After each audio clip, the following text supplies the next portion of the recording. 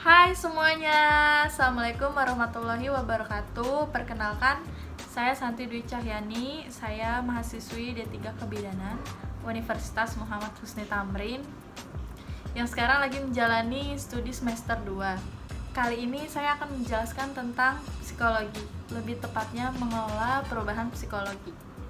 Apa sih perubahan psikologi itu? Mengelola perubahan psikologi itu sangat mendukung bagi kehidupan kita, baik itu emosi positif maupun emosi negatif. Pentingnya individu mengelola perasaan emosinya itu sendiri. Karena seseorang yang cakap mengelola emosinya, dia akan mengetahui dan menangani dan mengendalikan yang ada di dalam psikis atau yang ada di dalam pikiran individu itu sendiri. Dia jadi merasa lebih baik, lebih bisa bersikap, lebih bisa mengendalikan emosinya, baik terhadap diri sendiri maupun orang lain. Nah, tadi saya menjelaskan tentang perubahan psikologi. Langsung aja ke intinya, yaitu cara mengatasi perubahan psikologi pada saat perkawinan. Apa sih perkawinan itu?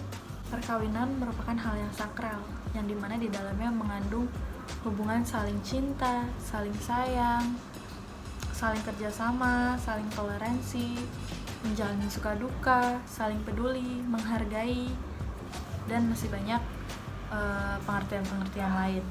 Tidak ada seorang pun yang bisa mengatakan perkawinan itu hal yang mudah ataupun simpel. Kenapa? Karena banyak orang yang membuktikan bahwa cinta aja tidak cukup.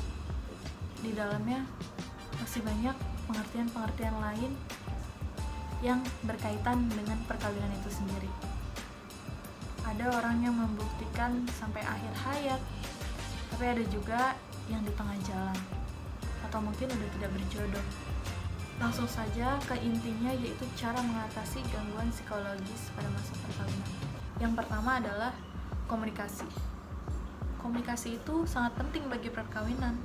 Karena kenapa? Karena tanpa adanya komunikasi, justru hubungan itu akan semakin renggang karena kurangnya komunikasi.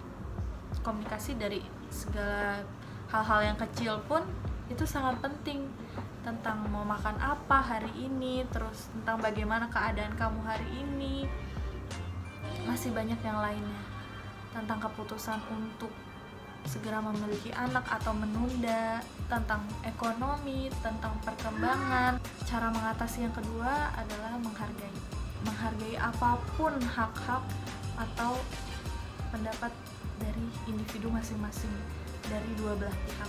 Itu bukan menghargai tentang yang lebih tua atau yang lebih muda aja, tapi di dalam perkawinan ini bagaimana caranya kita untuk menghargai hak-hak pribadi, menghargai kebebasan atau keputusan bersama, solusi bersama, bagaimana cara kita untuk bertoleransi, bagaimana caranya kita menghargai opini dari pasangan kita sendiri, bagaimana caranya mendukung keputusan, memperlakukan, membebaskan atau tidak posesif terhadap pasangan kita, dan bagaimana cara kita mendukung pasangan kita sendiri, bagaimana caranya pasangan kita selalu nyaman berada di dekat kita, ngobrol dengan kita, dan diskusi bersama kita.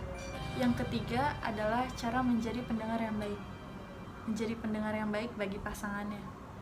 Bagaimana cara kita menghargai pendapat dia, bagaimana caranya kita memberikan solusi yang terbaik untuk dia, bagaimana cara kita mendengar keluh kesahnya dia, suka dukanya dia, dalam membina rumah tangga, dalam pekerjaan kantornya, dalam masalah pribadinya atau masalah keluarganya. Bagaimana cara kita untuk nyaman ngobrol sama dia, sama pasangan kita sendiri. Bagaimana cara kita untuk tidak menyela saat dia lagi cerita, bagaimana cara kita untuk bijak, bagaimana cara kita memperhatikan bahasa tubuh kita. Selanjutnya yang keempat adalah menerima kekurangan dan memperbaiki perilaku buruk kita di masa lalu. Maksudnya menerima kekurangan itu apa sih? Menerima kekurangan pasangan kita. Misalnya pasangan kita kurang romantis, kita harus bersedia untuk menerima itu. Misalnya pasangan kita kurang asik atau pasangan kita introvert, kita bersedia menerima kekurangan-kekurangan itu. Terus apa sih bersedia memperbaiki perilaku buruk di masa lalu, yaitu misalnya contohnya pasangan kita dulunya cuek. Kita ada inisiatif nih untuk diri kita sendiri, untuk pasangan kita. Inisiatifnya apa? Misalnya kita lebih perhatian lagi, lebih kasih sayang lagi, lebih memperlihatkan rasa cinta kita, perasaan kita terhadap pasangan kita, untuk mengurangi rasa cuek itu.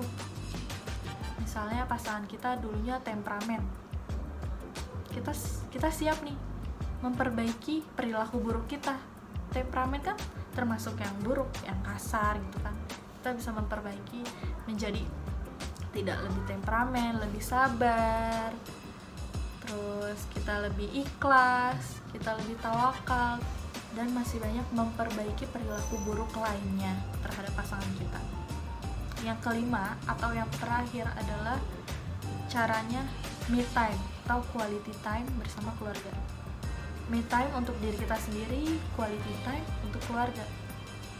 Bagaimana cara kita nge-refresh otak kita supaya tidak jenuh akan keadaan kita, supaya tidak jenuh akan kehidupan rumah tangga kita.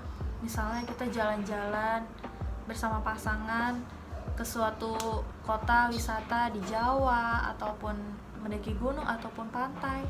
Itu salah satu quality time bersama keluarga yang sangat menyenangkan, yang sangat membuat pribadi atau pasangan kita menjadi lebih romantis lagi, menjadi lebih pengertian lagi.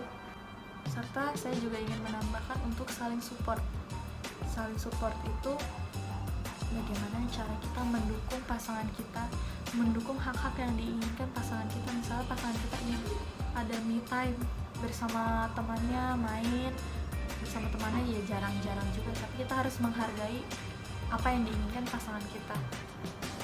Maka itu akan sedikit mengurangi masalah dalam psikologi perkawinan itu sendiri. Jadi cukup dari saya itu saja, bagaimana cara-cara mengatasi gangguan psikologi pada masa perkawinan. Mohon maaf apabila salah kata ataupun dari gerak bahasa tubuh saya yang kurang sopan ataupun masih grogi, karena saya juga masih belajar. Semoga saya bisa lebih baik ke depannya nanti. Itu saja, terima kasih. Wassalamualaikum warahmatullahi wabarakatuh.